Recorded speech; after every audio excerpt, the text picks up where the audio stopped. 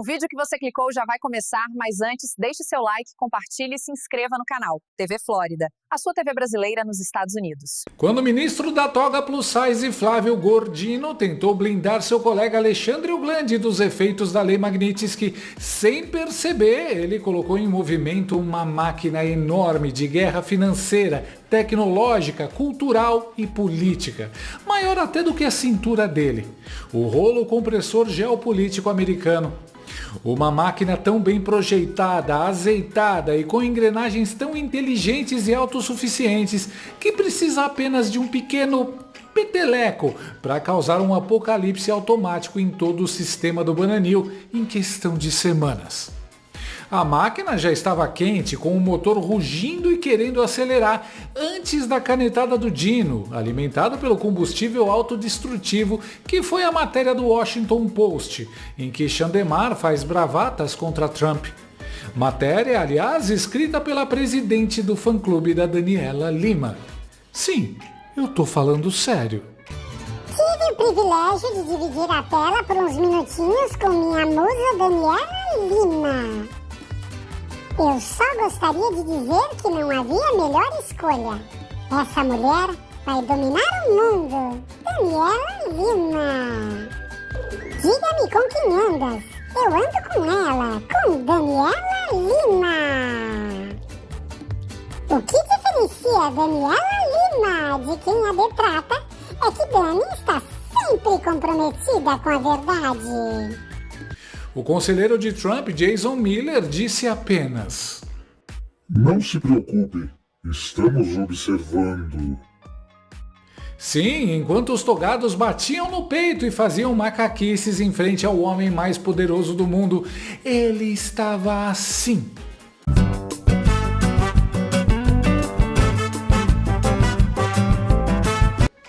E aí, poucas horas depois, no que tem o maior jeitão de ação coordenada e ensaiada dos togados para se protegerem, o rocambole do inferno deu a canetada. Disse que decisões de leis estrangeiras só têm validade no Brasil se o STF deixar.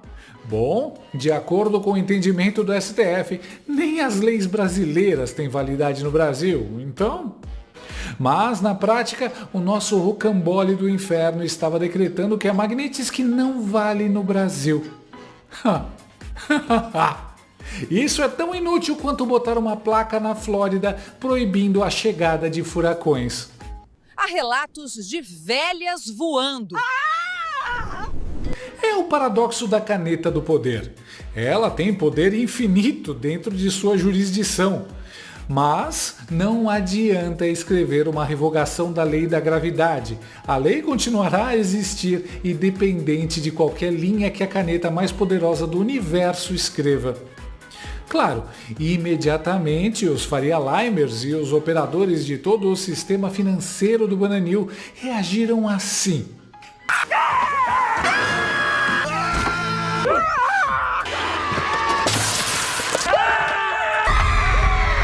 O próprio jornal oficial do regime supremo PT, o Globo, tremeu e teve que dar voz aos verdadeiros donos do dinheiro, que trataram Dino como uma criança que caiu 198 vezes de cabeça do berço e que agora, comendo terra e lambendo ranho, tenta projetar um foguete da NASA. Lei Magnitsky, o equívoco de Dino, segundo o banqueiro da Faria Lima. Silêncio! A Faria Lima está desfazendo o L. A coisa foi tão séria que pouco tempo depois o mesmo colunista mandou outro recado. Apesar de Flávio Dino, os bancos brasileiros terão que se render a Magnitsky. Lauro Jardim é a voz de Daniel Esteves. Dino tá lascado. É oficial, o rocambole do inferno tomou um passa-fora da Faria Lima. O que a matéria diz? Que apesar do Dino, os bancos brasileiros vão ter que ajoelhar perante a lei Magnitsky. Que ele age como se Wall Street estivesse esperando o carimbo do STF para funcionar. Um diretor de banco resumiu o choque da classe e disse: "Não existe a menor chance de ignorar a Magnitsky." Claro, né? O cara lá de Brasília pode até mandar papel timbrado com cheiro de café e pão de queijo, mas quem manda de verdade é a OFAC, o braço financeiro do tio Sam. É ela que diz quem entra e quem sai do jogo do dólar. Ignorar isso seria como tentar usar cheque sem fundo em Las Vegas. Você sai sem fichas e ainda toma enquadro. Hoje, o Chandler Clayson já vive na versão deluxe do Serasa Internacional. Não pode fazer câmbio em dólar, não pode usar Visa, Mastercard, Amex. Deve estar sobrevivendo à base de fiado no boteco. Investimento nos Estados Unidos? Só se for em DVD pirata. E pior, Trump pode a qualquer momento aumentar a dose e mandar bloquear até a conta corrente do ministro. Aí, o diretor do banco criou o termo perfeito. Isso que o Dino quer é incumprível. Traduzindo, o rocambole pode espernear, berrar, gritar soberania nacional na pracinha, mas no fim os bancos vão ter que fechar a conta do Chandelle. Porque no duelo Dino versus dólar, adivinha quem ganha?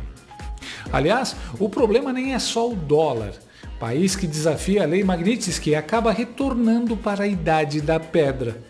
Olha que cenário apocalíptico nos aguarda, desenhado em detalhes pelo advogado Davi Aragão, que atua nos Estados Unidos e é um dos maiores especialistas de Magnitsky. Agora, imagine se o governo Lula, pressionado pela blindagem do STF, decida ir além das palavras. Imagine que obrigue os bancos brasileiros a descumprirem as sanções, que instrua o Banco Central a não colaborar com os bloqueios de ativos. Imagine que o Brasil oficialmente declare: não reconhecemos a lei Magnitsky dentro do território nacional. Bancos brasileiros não cumprirão essas determinações. Isso não é ficção, é exatamente o que alguns países já tentaram fazer. E eu vou te mostrar exatamente o que aconteceu com eles. Quando o país desafia as sanções primárias da lei Magnitsky, os americanos ativam algo que é chamado de Protocolo de Destruição Total. É uma segunda linha de ataque criada especificamente para quebrar países rebeldes. É como se fosse uma guerra em duas frentes. Primeiro, eles atacam a pessoa sancionada. Depois, atacam quem protege essa pessoa. E o Brasil inteiro pode acabar virando alvo disso. Vou explicar cada uma das armas dessa máquina de guerra financeira. A primeira arma são as sanções setoriais contra o sistema bancário brasileiro. É como se os americanos cortassem todas as artérias que ligam o Brasil ao sistema financeiro mundial. O mecanismo funciona assim. Eles criam uma lista negra secundária. Se bancos brasileiros conscientemente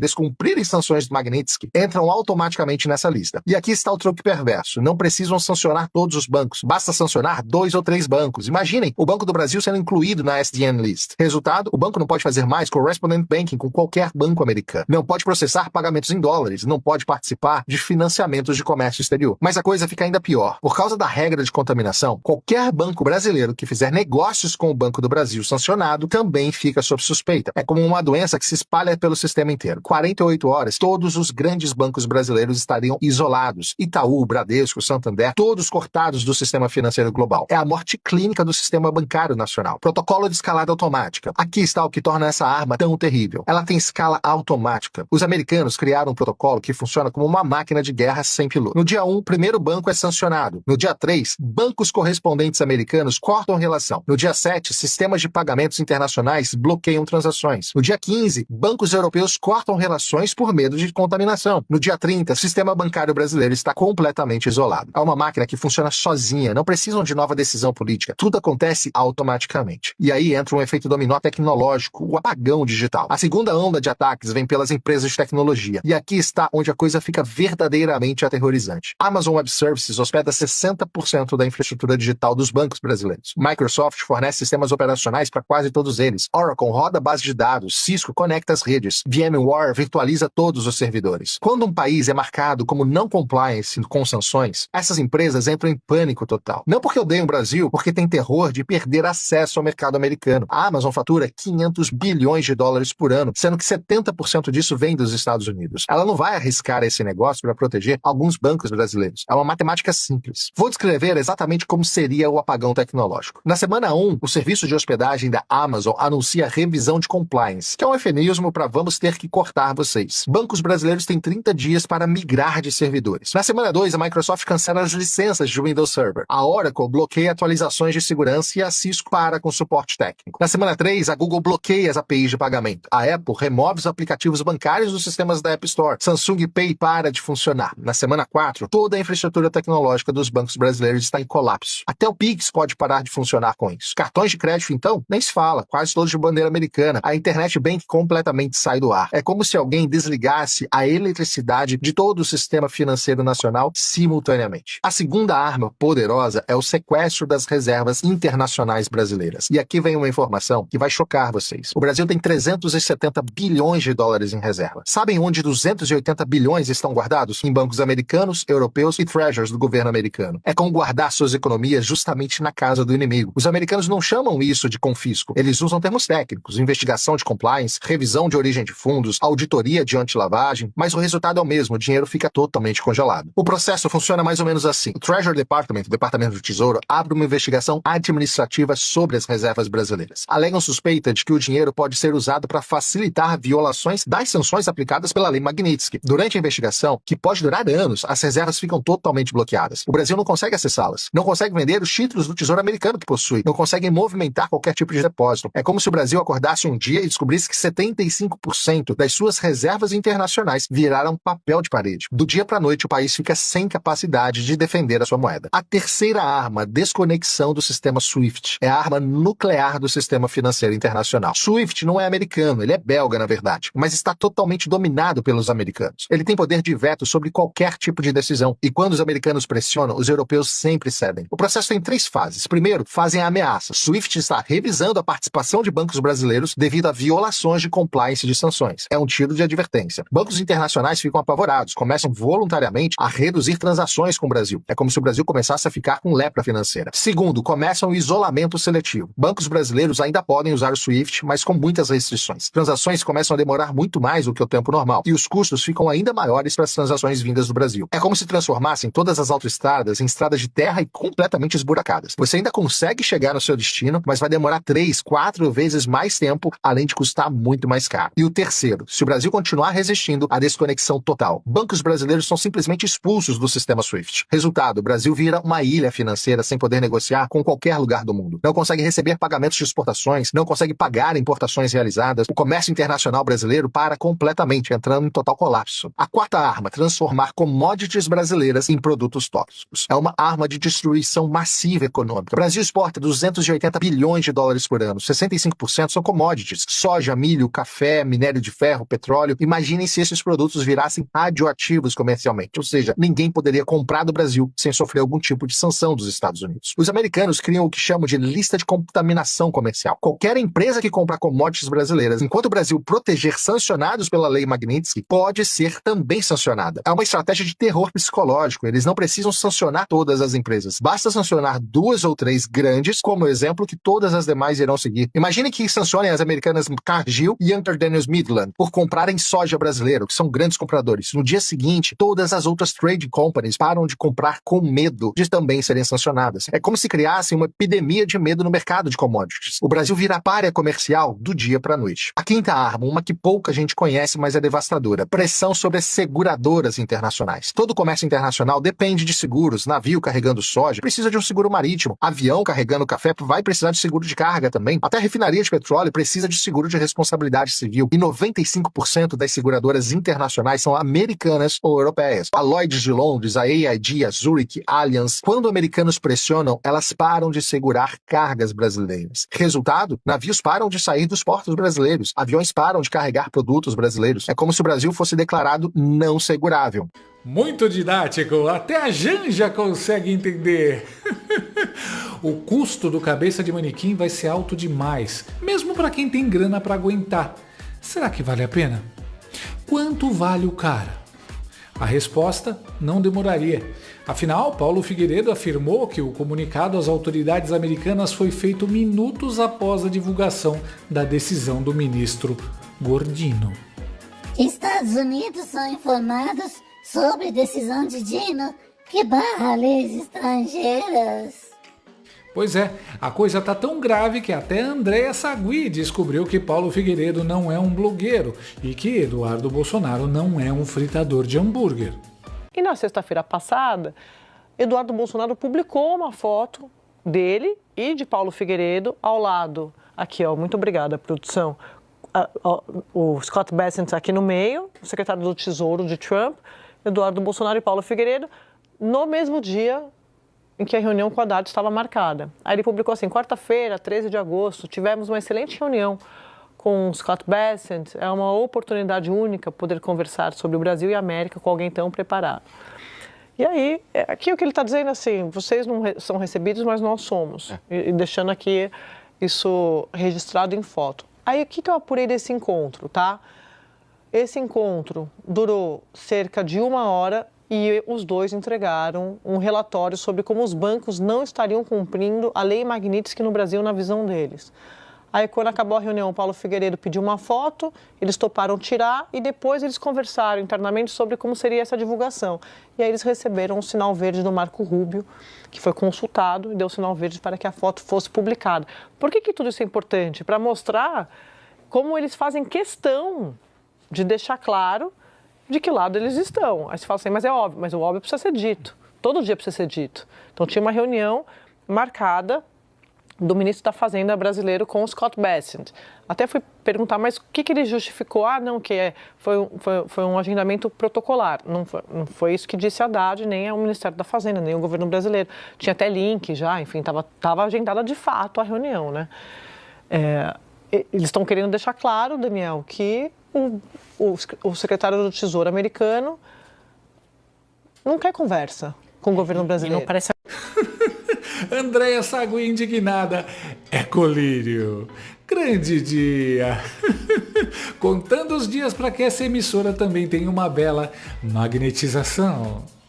Ao cair da noite, caiu também a ficha entre os jornalistas. O decreto do Gordino era mais inútil que olho azul em gente feia e os americanos estavam rindo da tentativa juvenil de proteger o cabeça de espelho. Aliados do presidente dos Estados Unidos, Donald Trump, avaliam que a decisão do ministro Flávio Dino de barrar a validade de leis estrangeiras no Brasil não tem efeito prático. A apuração é do nosso analista Caio Junqueira. Eles dão o exemplo da China, que mesmo com uma lei anti-sanções multinacionais instaladas no país, continuam obedecendo às sanções norte-americanas. De acordo com os interlocutores, essas decisões falham porque ignoram o poder financeiro dos Estados Unidos. Como o dólar é a principal moeda do comércio global, as sanções aplicadas pelo país são quase impossíveis de contornar. Os aliados dizem ainda que essas medidas representam um risco desproporcional porque, para as empresas, a multa e a perda de acesso ao sistema financeiro norte-americano são consequências mais graves do que sanções locais por descumprir uma lei de bloqueio. Eles também argumentam que a decisão de Flávio Dino pode causar o isolamento econômico do Brasil. Pois é, a China não conseguiu driblar, mas o Dino acha que consegue. E aí, a bomba atômica final. O Departamento de Estado dos Estados Unidos resolveu dar um chega pra lá na dupla sertaneja Dino e Xandão, que passou o dia inteiro ensaiando a coreografia do Ninguém Me Pega, Ninguém Me Pega, em cima da lei Magnitsky. Pois é, pegou. Na nota oficial, os americanos basicamente carimbaram na testa do Moraes: produto tóxico. Tipo cigarro com aviso de câncer, só que no caso dele o risco é econômico, jurídico e reputacional. Quem chega perto, pega a contaminação.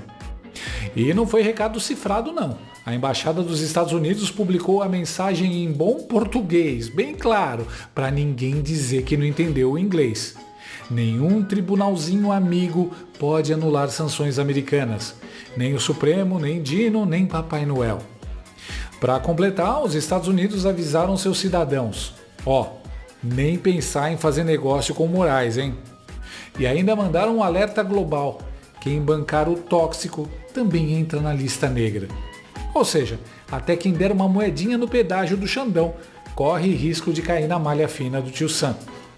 Resumo: Dino tentou bancar o malandro, Xandão tentou bancar o intocável, mas a brincadeira acabou. Alexandre de Moraes é tóxico para todas as empresas legítimas e indivíduos que buscam acesso aos Estados Unidos e seus mercados. Nenhum tribunal estrangeiro pode anular as sanções impostas pelos Estados Unidos ou proteger alguém das severas consequências de descumpri-las. Cidadãos americanos estão proibidos de manter qualquer relação comercial com ele. Já cidadãos de outros países devem agir com cautela. Quem oferecer apoio material a violadores de direitos humanos também pode ser alvo de sanções. Toma essa tijolada! Brutal. It's over. Acabou pro Didinho.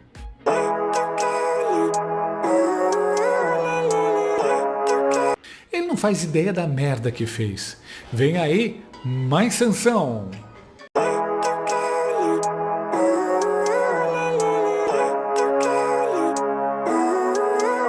Tá chegando o lanche do Gordino.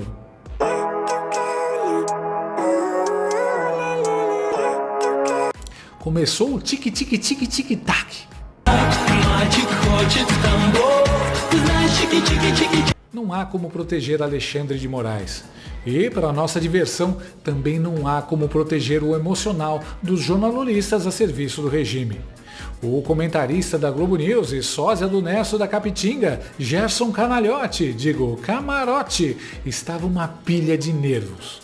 Quando a gente vê essa nota da Embaixada Brasileira no dia que sai a decisão do ministro Flávio Dino, você não espera nem uma semana, nem digerir o tema, já é em cima do lance, mostra o seguinte, que o governo Trump está, de fato, também escalando a crise, ou seja, está dobrando a aposta e está mandando recados.